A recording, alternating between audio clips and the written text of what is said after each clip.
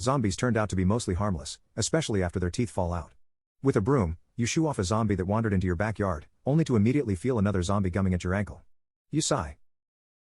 Who would have thought the end of the world would be so annoying? You bend down and swat the zombie alongside its head, and in typical zombie fashion it looks up at you with an indignant stare as if to say, "Stop it, I was eating that," before it tipped its head back down to lazily try for another bite.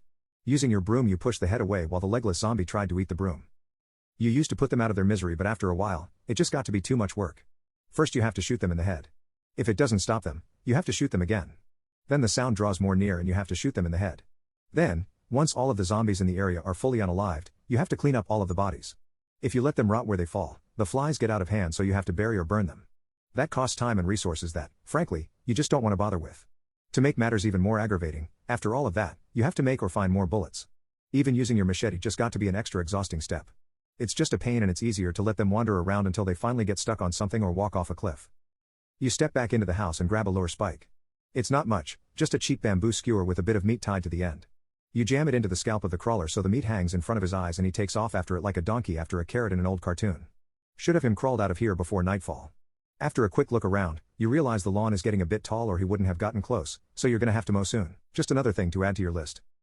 People used to always make these games and movies where the end of the world was this massive fight for survival, but that turned out to be total bullshit.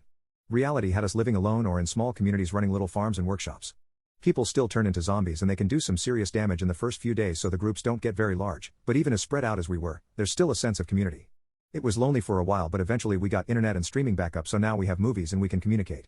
Modern farm advances mean there's always a surplus in food, and as long as you are willing to do a bit of work now and again, everyone has everything they need. The few people that survive the early outbreaks are mostly just bored.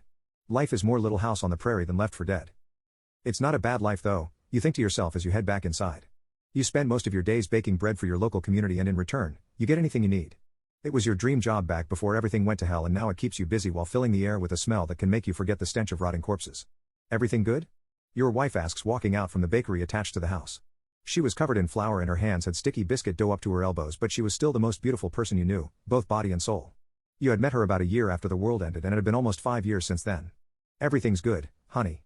Some of it's annoying, but everything's good.